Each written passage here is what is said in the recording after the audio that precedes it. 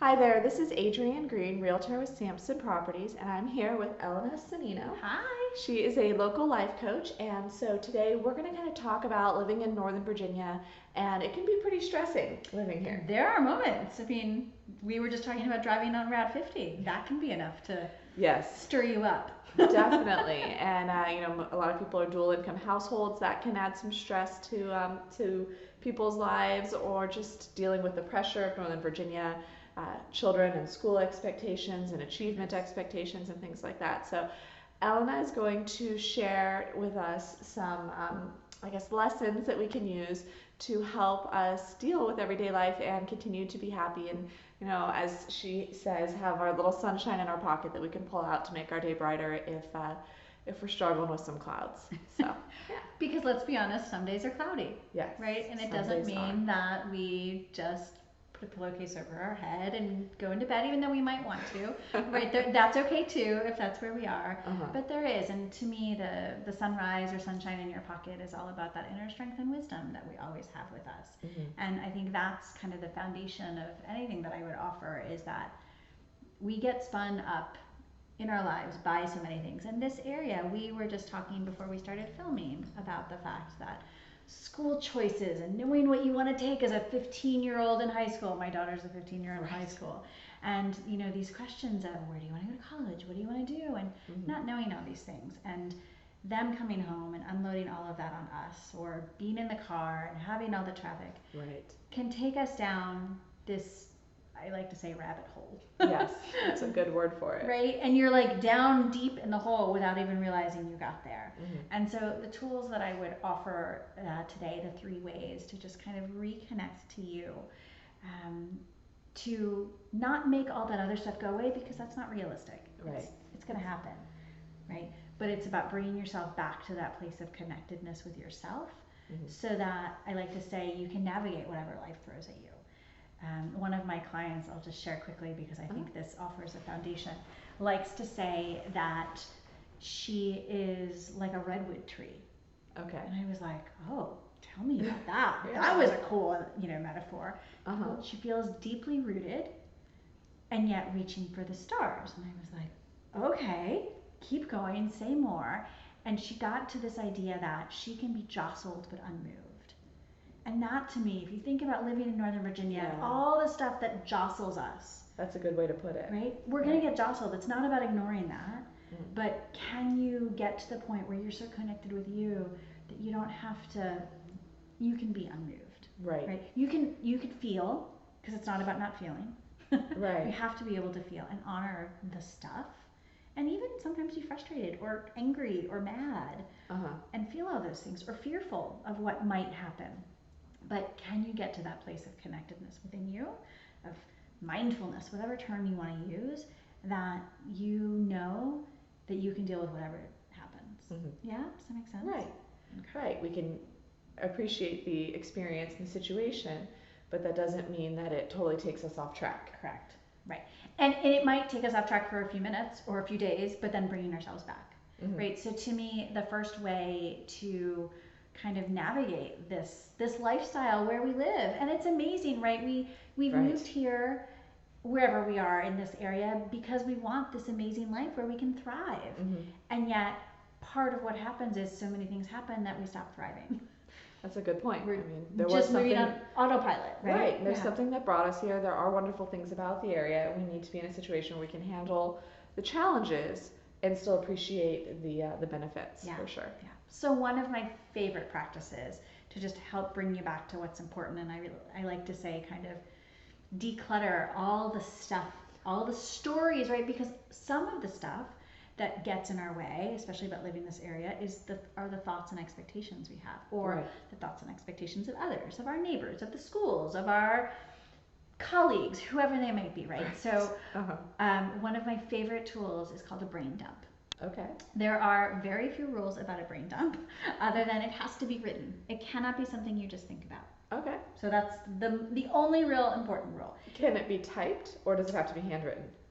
Good question. It can be typed. I would offer that a handwritten brain dump is going to connect you to things a little bit more than a typed. Right. It's amazing how the act of writing things out Yeah. is so psychologically different than Absolutely. typing. So and the thing with a brain dump is it can be just a few minutes, maybe 3 minutes. It could be 20 minutes, but it's literally you open up a piece of paper, a journal, whatever it is, and you stream of consciousness, whatever is on your mind. Now, I have clients who are like, I'm not a journaler. And then I say, fine, so I'd like you to rewrite 3 times. Elena's making me do this, and I think it's ridiculous. By the end of that third sentence, they're usually getting to something, right? And sometimes my brain dumps start literally with, I slept well last night, or a dream, or I'm really loving the fact that my dog is coming up and cuddling with me, right? Whatever is on your mind, because when you take what's on your mind and put it on paper, you don't have to hold on to it anymore. Right. So it's literally creating space for what's important. So if you think, and a lot of my clients have taken this on as a daily practice and do it either once a week or only if you do it once a day. I do it once a day, but that's not sustainable for everybody.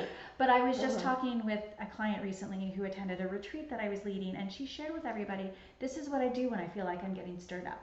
And I just let myself, this is the place where some people actually leave a note for somebody in their family or a friend, be like, if anything ever happens to me, burn all my journals, right? But it's the place where you get to feel whatever needs to be felt, where you can have your thoughts, and you're not judging yourself or censoring yourself. You're just taking whatever is in here and putting it so that it has a place to live. So you're honoring and noticing how you're feeling, but not having to be consumed by it. Yeah? That's a nice way to put it. You know? That's the piece. And to me, it creates space for then the important stuff to emerge. Right? So this, the idea of a brain dump was kind of inspired by, there's an author, by the name of Julia Cameron, who wrote a book called The Artist Way. And it's all about inspiring creativity. And so she invites you to consider starting the day, each day, with 3 pages that she calls the morning pages. Okay. And it's this idea of stream of consciousness. And I took that, and frankly, it does inspire creativity because you're writing every day and you're giving yourself permission to just have different thoughts and notice things. Right. But sometimes these are, in my journals, right, it's things like conversations with my daughter or conversations with my ex-husband, right? Because let's be honest, on a lot of days that's really easy, and on some days it's not so easy. Or with my husband, and sometimes I notice my thoughts and I'm like, hey, is that true? Am I telling myself a story about that? And it just gives everything a place to exist without me having to carry it with me all day long. Yeah. So that's tip great. Number 1. Definitely. Yeah. If that's all you were to take from this, that would be enough. That would definitely lighten your load in dealing with some of the challenges of Northern Virginia living. For sure. And it just gives you a place to just be honest with yourself, because I think we one of the things that also happens, and I think this would be the second piece, is that we don't think we should feel the way we do. Right. And so, especially in this area, there's so much comparison, let's be honest. There's a lot of judgment. And yet, there's a place to be kind to ourselves and compassionate to ourselves. So that allowing yourself to be and feel however and whoever you are, I think is really important. Yeah.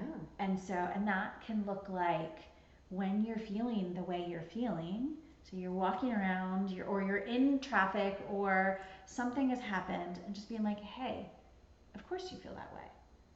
Acknowledging that feeling and that frustration or whatever it is doesn't mean, again, goes back to not having to be consumed by it. Right? The acknowledgement, I like to think of, there's that, and I always get it wrong, that old kind of statement about like, know your enemies, right?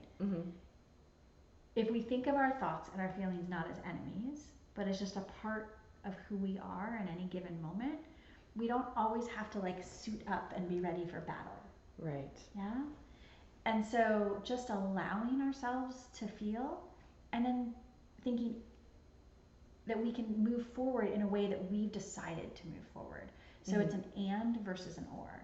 Right? Traffic can be bad, and maybe you're late, and you can still have a fabulous day. Right. As opposed to, this happened, so the rest of my day is shot. Makes a big difference. It does. Makes a big difference that we can acknowledge that challenging situation and move on from it and still accomplish what we want to accomplish. Yeah.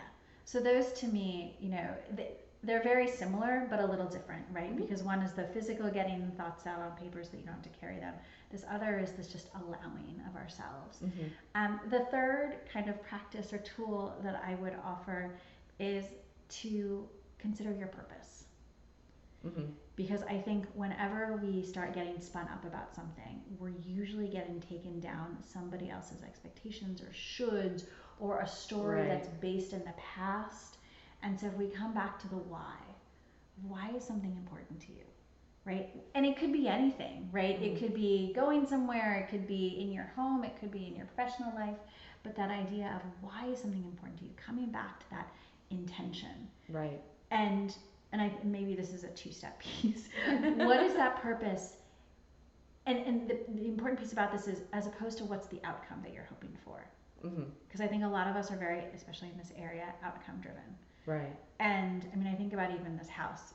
I don't look up all that often anymore, because if I do, I start noticing drywall cracks and things. And we've been in this house just over a year. We built it. We love it. And there were all sorts of kind of drywall things, as there often are in new homes, but maybe exceptionally interesting ones. And it was really frustrating. And we had contractors in here for a week trying to fix things, and that's tough. It's tough. We actually went to Middleburg and stayed in a bed and breakfast because I didn't want to be around all the dust, right? Right, yeah. And that was our choice. But then when you come back and there are certain expectations about what's going to be done and it being done right the first time, and those are honest frustrations and real frustrations, right?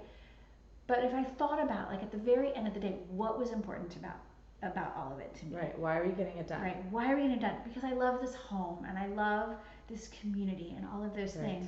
That brought me back to being able to notice the other things that were going right. Right.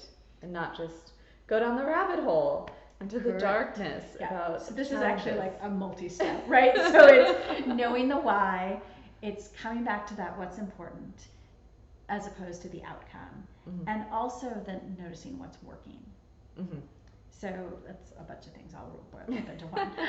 But the noticing what's working is also a really, really powerful way to just shift the mindset and what we're focusing on. Because it'd be easy for me to be like, oh, after that whole week, there are still cracks and this and that, and oh, look at the new ones, whatever it might be.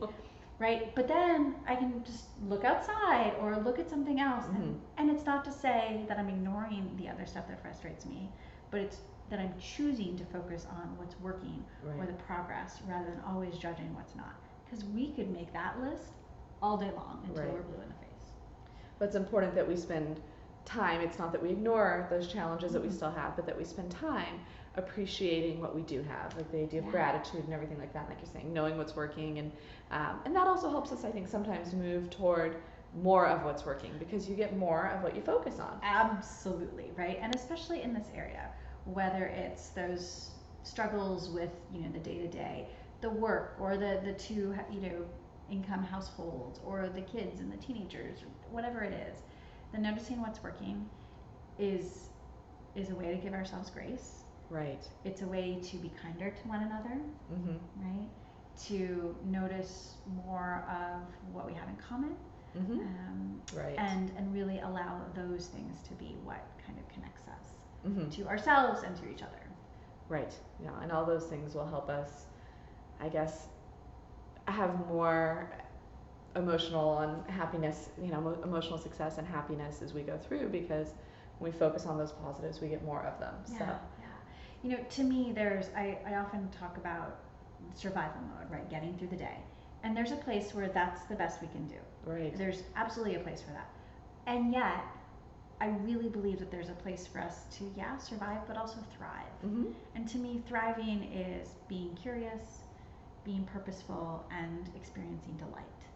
And and it's those things that come from being connected to ourselves, also being connected to others and those around us, which is very important.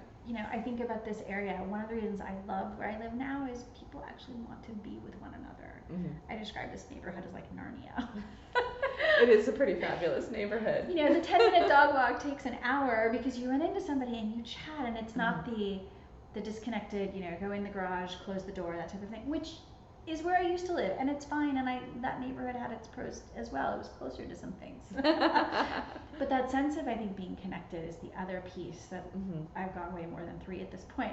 But I think sometimes we lack in this area. We do, and we have to be very intentional about creating it, whether that is in your neighborhood or, you know, there are different service organizations. I'm a member of Rotary International, and it's wonderful. We meet every week, and it creates an opportunity to really make those connections with people, be able to help them, have them help you, and just get out of it. There's churches and synagogues and things like that, but it is important that if you don't have something where you can go connect with people and get out of your head, Right. that you find something like that. So I'm glad you brought that up too. I think that could make a big difference for a lot of people. A huge difference. I didn't realize how much I was craving that sense of community and connection until I had it. And then that just, it blossomed, it helped so many other things blossom and bloom. That's wonderful. Yeah. That's great. Well, thank you so much for sharing your wisdom today. Thank you So so again, much. we have Elena Sonnino. I cannot stutter. Elena Sonnino. I'll have all of her contact information in the description below the video, so you can check out her website, email, things like that, and reach out. But she does a lot of different workshops and activities like that in Northern Virginia, and then she also offers different coaching opportunities as well. So definitely see what she has to offer. It would be a good fit, and reach out to her with any questions. And thank you guys for your time today. Make sure to like and subscribe the video as well. Thank you.